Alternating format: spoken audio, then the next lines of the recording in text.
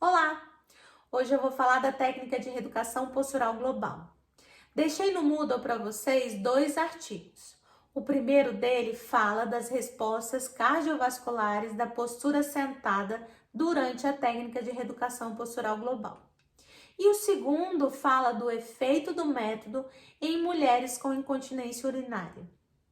Dá um pulinho lá, faz a leitura e depois me conta o que vocês acharam. Bom, e o que é reeducação postural global? Eu costumo simplificar como um método de alongamento e fortalecimento, porém com ênfase ao alongamento muscular, utilizando posturas. Então, para realizar este alongamento e o fortalecimento muscular, o método vai utilizar algumas posturas e a manutenção delas por algum tempo. Quem inventou essa técnica se chama Philippe Emmanuel Suchat. E ele fez isso por volta dos anos 80. Ele é um francês e a partir do conhecimento que ele obteve do método Mézières, que era uma fisioterapeuta francesa, ele inventou esse método utilizando conceitos advindos dessa fisioterapeuta. O método, ele trabalha com princípios. E quais são esses princípios? Individualidade, causalidade, globalidade e qualidade. O primeiro princípio do método RPG é a individualidade. Cada sujeito, cada pessoa apresenta a sua postura e as suas compensações.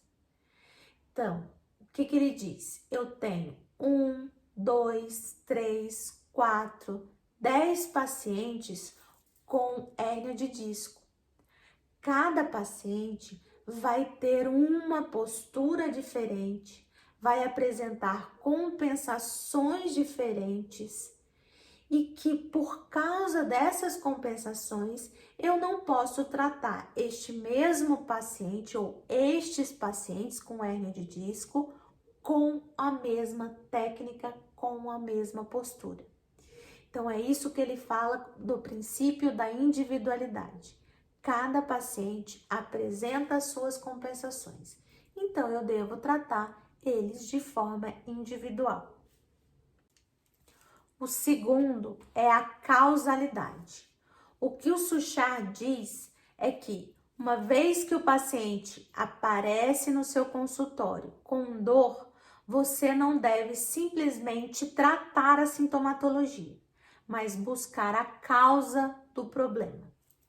No caso da técnica, ele vai seguir o raciocínio, que a causa do problema são alterações posturais, compensações causadas por encurtamento e fraqueza muscular, e por isso ele vai tratar a causa daquela dor com a técnica de reeducação postural global. Mas o que deve ficar gravado, e isso serve para todos os pacientes e para todas as técnicas que você vai utilizar. Sempre busque a causa do problema. Nunca se satisfaça em tratar simplesmente a sintomatologia. O terceiro princípio é a globalidade. É impossível você tratar a postura corporal pensando em um só segmento. Ora, se nós vimos que há inter-relação entre um segmento e outro, por exemplo, uma retroversão pélvica causando uma retificação lombar, se há essa inter-relação, como é que você vai tratar um segmento em específico? Então, para isso, eu vou apresentar um esquema que o Suchat sempre apresenta nos seus livros falando da globalidade. Então, vou apresentar um esqueminha que o Suchat sempre coloca nos seus livros. Nosso corpo tem vários segmentos. Segmentos A, segmento B, segmento C, D, e assim sucessivamente. Esses segmentos são interligados por músculos. Então, quando ocorre um desalinhamento no segmento A, vai ocorrer nos outros segmentos por causa dessa interligação. Então, ele coloca um exemplo.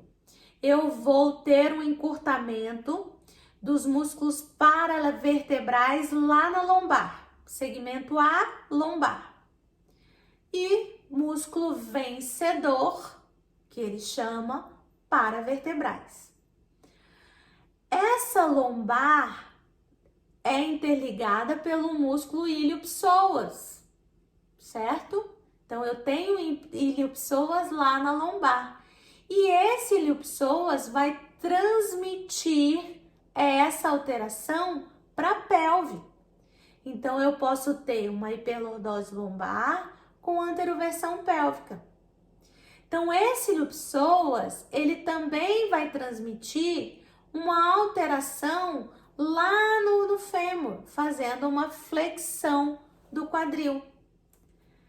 Eu tenho músculos que se aproveitam, então já que o quadril está fletido, os adutores se encurtam, são chamados aproveitadores. Então, olha só, eu tenho uma alteração lombar, que foi para uma alteração na pelve, e essa pelve levou uma alteração no fêmur, gerando uma rotação interna do fêmur. Eu tenho um músculo vencedor, que foram os paravertebrais, que se encurtaram lá na lombar. O ilio-psoas transmitiu essa alteração para a pelve e os músculos adutores se aproveitaram e se encurtaram também, gerando uma hiperlordose lombar, uma anteroversão pélvica e uma rotação interna do fêmur, neste exemplo. O músculo vencido pode ser os abdominais. Então, essa hiperlordose, que é causada por um encurtamento de paravertebrais, ilio-psoas e fraqueza de abdominais, podem ter gerado todas essas alterações em todos esses segmentos. Adianta eu ir lá e corrigir um segmento só? Não adianta, porque não adianta ir lá tentar corrigir uma hiperlordose sem corrigir a pelve, sem corrigir o fêmur. Então, por isso que ele coloca o paciente em postura. A postura serve para alinhar segmento A, segmento B e segmento C. Então, alinhando todos esses segmentos, eu vou conseguir alongar os paravertebrais, o ilio-psoas, os adutores e fortalecer o abdominal. Então, é por meio da postura que, com a globalidade, que envolve a globalidade, ou seja, o tratamento de todos esses segmentos corporais, ou melhor, o alinhamento de todos esses segmentos corporais, que ele vai conseguir tratar o paciente como um todo. Então, tá aí a explicação por que o Suchard colocou posturas para o tratamento. O intuito da postura é alinhar cada segmento corporal e, com esse alinhamento, gerar o desejado alongamento e fortalecimento. E vamos voltar no último princípio, qualidade. Então, essa postura, esse tratamento tem que ser feito com a máxima qualidade possível. O que é isso? Não permito nenhum desalinhamento. Não permito que haja desalinhamento para que eu consiga alinhar cada um desses segmentos corporais. Eu só vou conseguir isso com muita qualidade na aplicação da técnica. Voltando em um detalhamento desse esqueminha, o que o Suchard pensou? Eu utilizo a postura e coloco cada segmento corporal alinhado. Então, se se ele escolhe uma postura Han no chão, que é uma das posturas que ele descreve. Eu alinho a cabeça, alinho o ombro, alinho o tronco, alinho a perna e a cada expiração, né? Então toda a postura é feita utilizando a respiração como auxílio. A cada expiração eu evoluo na postura, ou seja, ele vai alterando, aumentando. O intuito dessa evolução é afastar cada vez mais. Cada vez que eu afasto o segmento A em relação ao segmento B, eu vou alongando cada vez mais essa musculatura. Cada vez que eu afasto o segmento B do C, eu vou alongando cada vez mais essa musculatura. Então, olha que ideia legal do cara.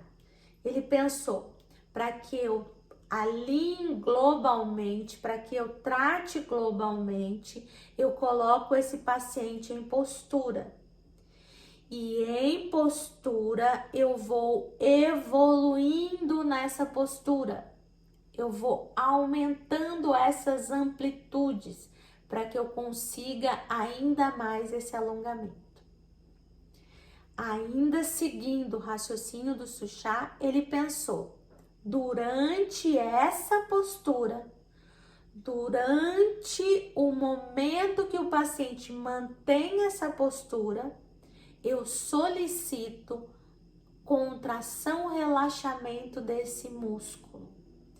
Então, com o paciente deitado em postura, eu vou neste músculo aqui, por exemplo, o ilho-psoas, peço contração, relaxamento, ou seja, faço alongamento ativo do tipo contração, relaxamento, contrai, contrai, contrai e relaxa.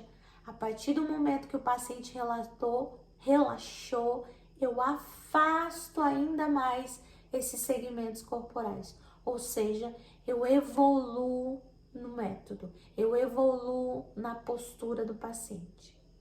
Então, esse é o grande raciocínio do método RPG.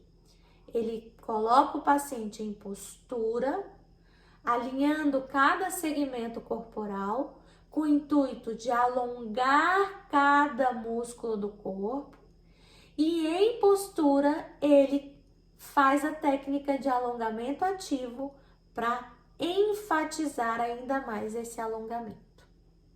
Então, ele solicita que o paciente fique numa determinada posição, alinha todos os segmentos corporais, faz contração, relaxamento em determinados músculos e mantém essa postura o maior tempo possível.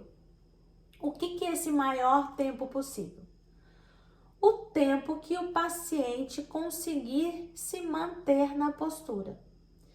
Então, se 5, 10, 15, 20 minutos em postura, vai depender do paciente.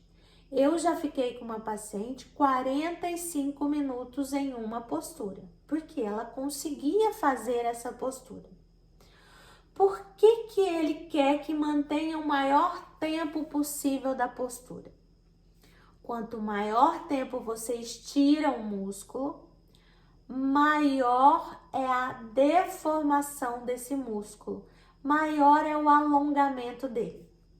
Então, vou citar um exemplo de um tecido. Pegue um tecido e deixe ele esticado o dia inteiro. 1 hora, 2 horas, 24 horas. Depois que você deixar esse tecido, você soltar, né? Deixar de estirar esse tecido, o que acontece com ele? A tendência é que ele tenha se deformado, se estirado. Então, a ideia deste tipo de alongamento é causar o famoso efeito creep, ou seja, esse efeito só ocorre, esse efeito de alongamento só ocorre quando você mantém uma força de estiramento o maior tempo possível. Então, resumidamente, A postura é mantida o maior tempo possível para causar o famoso efeito creep. O Suchá dividiu o corpo em cadeias musculares, em 5 cadeias: cadeia respiratória, cadeia posterior, cadeia anterointerna do quadril, anterior do braço e anterointerna do ombro. Cada cadeia dessas tem alguns músculos envolvidos. A cadeia respiratória tem o músculo peitoral menor, escalenos, intercostais e diafragma. A cadeia posterior é a maior, formada por músculos da planta do pé, da perna, da coxa e da coluna vertebral, sendo eles superficiais e profundos. A cadeia anterointerna do quadril é formada pelos músculos adutores, ilíaco e psoas maior. Cadeia anterior do braço, pelo trapézio, deltoide, coracobraquial, os flexores do cotovelo, flexores do punho, músculos da região tenar e hipotenar. A cadeia anterointerna do ombro é formada pelo peitoral maior, coracobraquial e subescapular. Então, ele dividiu o corpo em cadeias. Para quê? Para que na hora da avaliação facilitasse o raciocínio de qual postura escolher para o tratamento. Vou falar para vocês de cada cadeia muscular. Cadeia respiratória é composta pelos músculos peitoral menor, escalenos, intercostais e diafragma. O peitoral maior, ele sai das costelas, da terceira, quarta e quinta costela e vai se inserir no processo coracoide da escápula. Em caso de encurtamento do peitoral menor, vai ocorrer uma protrusão de ombro. Os escalenos estão nos processos transversos das vértebras cervicais e se inserem na primeira e segunda costela anteriormente. No caso do encurtamento dos escalenos, vai ter uma anteriorização de cabeça. Os intercostais elevam a caixa torácica e o tórax assume uma posição inspiratória. O diafragma, outro músculo da cadeia respiratória, claro, no caso de encurtamento, ele vai causar uma anteriorização da vértebra L1, L2, uma elevação das últimas costelas e vai fazer um aprofundamento do processo xifoide. Ainda na cadeia respiratória, o Suchá fala do sistema suspensor do diafragma, que é um sistema de fáscia que está na parte anterior do tórax e, em caso de retração, vai causar uma hipercifose. A cadeia posterior é dividida em superior e inferior. A cadeia superior, ela tem 2 grupos, superficial e profundo. O grupo superficial é formado pelos iliocostais, longuíssimos e espinhais. O grupo profundo pelos semiespinhais, multifídios, rotadores, semiespinhais, intertransversário e esplênio da cabeça e do pescoço. Os superficiais temos os íleos costais torácico, lombar e cervical, que saem do sacro ilíaco, vão se inserir nas últimas costelas. Saem das últimas costelas e vão para as primeiras costelas. E o cervical sai das primeiras 6 costelas e vão se inserir nos processos transversos das vértebras cervicais. O grupo longuíssimo sai sacro, ilíaco, processos espinhosos e transversos das vértebras lombares. Vão se inserir nas 9 últimas costelas. Saem das 9 últimas costelas, o do pescoço, e vai se inserir nos processos transversos das vértebras cervicais. E o da cabeça sai das últimas costelas e processos transversos e vai se inserir no processo mastoide. Os espinhais saem dos processos espinhosos de L3 a T10 e vai se inserir nos processos espinhosos de T4 a T8. Os espinhais do pescoço saem dos processos espinhosos de C7 a T12 e vai se inserir nos processos espinhosos de C2 a C4. De maneira geral, tanto os músculos iliocostais, longuíssimos e espinhais vão causar hiperlordose lombar, retificação torácica e hiperlordose cervical.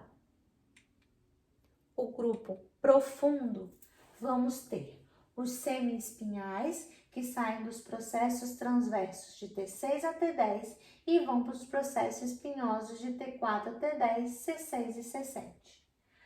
Os semi-espinhais do pescoço, que saem dos processos transversos de T1 a T6 e vão para os processos espinhosos de C2 a C5. O da cabeça sai dos processos transversos de T7 a C7 e vai para a linha nucal. Os multifídios, ele está em toda a coluna, desde o sacro, processo transverso a processos espinhosos da L5 até C4, tá? Então, os multifídios estão em toda a extensão da coluna. Os rotadores também saem de processos transversos a processos espinhosos da vértebra superior, o rotador curto e o rotador longo da vértebra acima. Temos também os interespinhais, que estão entre os processos espinhosos das vértebras lombares e cervicais. Temos os intertransversários, que estão nos processos transversos das vértebras lombares e cervicais. E os esplênios do pescoço, que saem dos processos espinhosos de T3 a T6 e vão para os processos transversos de C1, C3, de C1 a C3. O da cabeça sai de processos espinhosos de C7 a T4 e vai para o processo mastoide, ok? Da mesma forma que os superficiais, os profundos, eles vão causar hiperlordose cervical e lombar e retificação torácica, sendo que em caso de escoliose, os multifídios e rotadores vão causar uma lateroflexão com uma rotação oposta. Na cadeia posterior inferior, nós vamos ter os músculos da planta do pé, da perna e da coxa. Os músculos da planta do pé, nós vamos ter abdutor do hálux, adutor do hálux, flexor longo e curto do hálux. O abdutor do hálux vai abduzir o hálux, o adutor, movimento contrário de adução, e o de flexão vai deixar o hálux fletido. Nós vamos ter os músculos da planta do pé, os flexores dos dedos, que vão causar, junto com a retração de fáscia, um pecado. Nós vamos ter os músculos da perna, o gastrocnêmio, o sóleo e o poplíteo, sendo que o gastrocnêmio e o sóleo vai hiperestender o joelho. Nós vamos ter o semitendinoso e o semimembranoso causando um varo e o bíceps causando um valgo de joelho. Nós vamos ter o glúteo causando uma retroversão pélvica e uma rotação externa do joelho. Na cadeia anterointerna da bacia, nós vamos ter os músculos ilíaco, psoas e os adutores. O psoas maior vai causar uma hiperlordose lombar e o ilíaco uma anteroversão pélvica. O grupo adutor, pectíneo, grácil, magno, curto e longo, eles vão causar uma adução, um valgo do joelho com uma rotação interna do joelho. Os músculos da cadeia anterior do braço são o trapézio, deltoide, coracobraquial, bíceps braquiorradial e braquial, pronador redondo, flexor ulnar e radial do carpo, flexores superficiais e profundos dos dedos e músculos da região tenar e hipotenar. No caso de encurtamento do músculo trapézio, que sai da linha nucal, processos espinhosos e ângulo da escápula, ele vai elevar o ombro. Então, a elevação do ombro é causada pelas fibras superiores do trapézio. O deltoide vai abduzir o ombro e o côraco vai aduzir o ombro. Os músculos flexores do cotovelo, bíceps braquial e braquiorradial e pronador redondo, vão deixar o cotovelo em flexão. E temos ainda o flexor do punho, flexor radial e o flexor ulnar, que vai causar um desvio radial ou um desvio ulnar. Temos ainda os músculos flexores dos dedos superficiais e profundos, que vão deixar os dedos mais fletidos, e os músculos da região tenar e hipotenar fazendo parte dessa cadeia. Para finalizar as cadeias, nós temos a cadeia anterointerna do ombro, compostas pelos músculos peitoral maior, coracobraquial e subescapular. O peitoral maior, que está na região da clavícula, externo e costelas, e vai se inserir no húmero, parte anterior, vai causar uma protusão de ombro com uma rotação interna do húmero. O coracobraquial vai fazer uma adução e flexão do braço, juntamente com o subescapular, que vai rodar o ombro internamente. Então, a rotação interna do ombro é causada pelo subescapular e peitoral maior. Bom, por que eu falei dessas cadeias e por que ele divide essas cadeias? Porque durante a avaliação do Suchard, ele precisa saber se o paciente ele tem mais encurtamento de cadeia anterior ou de cadeia posterior.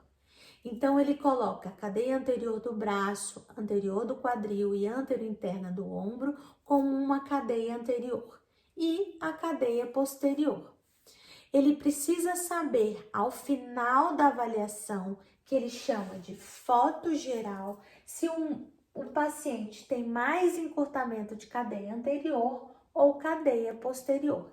Então, ele vai classificar se esse paciente tem mais encurtamento de cadeia anterior ou mais encurtamento de cadeia posterior. Por que ele precisa saber disso? Porque ele dividiu as posturas em famílias. Quais são essas famílias? Famílias de abertura de quadril e fechamento de quadril. Por quê? Porque nas famílias de abertura de quadril, ele vai alongar cadeia respiratória, anterior do braço, lateral do quadril. Então, nas famílias de abertura do quadril, ele tem o alongamento de cadeia anterior. Nas famílias de fechamento de quadril, ele tem o alongamento da cadeia posterior. Então, foi por isso que o Suchard dividiu as posturas dele em família, porque a partir dessa classificação, ele sabe quais cadeias ele está alongando com aquela determinada postura. Então, vamos lá. O Suchard, ele programou uma série de posturas na técnica dele. E ele precisa, durante a avaliação, saber se esse paciente tem mais encurtamento de cadeia anterior ou cadeia posterior. A partir dessa informação, onde ele classifica se esse paciente tem mais encurtamento de cadeia anterior ou cadeia posterior, ele vai conseguir identificar as famílias de postura que ele precisa trabalhar com este paciente. Então, vamos conhecer as famílias de postura. Então, ele tem as famílias de abertura do quadril com os braços fechados que fazem parte as posturas rã no chão com os braços fechados, de pé contra a parede e de pé no meio. Ele tem a família de abertura do quadril com os braços abertos, que tem a postura rã no chão com os braços abertos. Ele tem a postura de fechamento do quadril com os braços fechados, que tem a postura sentada, rã no ar e de pé inclinado para frente. E tem a postura de fechamento do quadril com os braços fechados, que tem a postura rã no ar com os braços abertos. Bom, então vamos lá. Se o paciente tem mais encurtamento de cadeia anterior, ele trabalha as posturas de abertura do quadril. Se o paciente tem mais encurtamento de cadeia posterior, ele trabalha as famílias de fechamento do quadril. Por quê? Porque as posturas de abertura do quadril alongam a cadeia anterior, além da respiratória anterior do braço e lateral do quadril. Alongam as posturas de fechamento do quadril, alongam cadeia posterior, além das cadeias respiratórias anterior do braço, anterointerna do ombro e lateral do quadril. Outro detalhe que vocês vão observar, que todas as posturas são feitas com a respiração. No RPG, a expiração é máxima e a inspiração é normal. Então, o paciente vai inspirar normalmente e expirar o máximo que ele puder. Só que para isso, ele vai descer o peito, descer as últimas costelas e contrair o abdômen. Essa expiração máxima, ela serve para contrair os músculos abdominais e com a contração dos músculos abdominais vai ter um abaixamento das costelas. Com o abaixamento das costelas, os músculos acessórios da respiração vão ser alongados. Escalenos, peitoral menor, serrátil maior, grande dorsal, peitoral maior e diafragma vão ser alongados durante a expiração máxima. Então, durante a postura de RPG, o paciente está constantemente inspirando e expirando o máximo que ele puder. Então, resumindo, o Philippe Suchard utiliza posturas para tratamento. Para utilizar a postura, ele precisa primeiro classificar se esse paciente tem um maior encurtamento de cadeia anterior ou cadeia posterior. Se o paciente tiver mais encurtamento de cadeia anterior, ele vai trabalhar nas posturas de abertura do quadril. Se ele tiver mais encurtamento de cadeia posterior, ele vai trabalhar as posturas de fechamento do quadril. As posturas de abertura do quadril são as posturas rã no chão, de braços fechados, rã no chão de braços abertos, a postura de em pé no meio e em pé contra a parede. As posturas de fechamento do quadril são as posturas rã no ar, sentado, de pé inclinado para frente. Rã no ar com os braços abertos e rã no ar com os braços fechados. Bom, essa é a primeira parte da técnica de reeducação postural global, onde eu falei só da parte teórica. Nós vamos ver ainda a parte prática, onde eu vou demonstrar as posturas para vocês. E também tem a parte da avaliação postural que nós vamos fazer juntas. Por enquanto é só, até a próxima.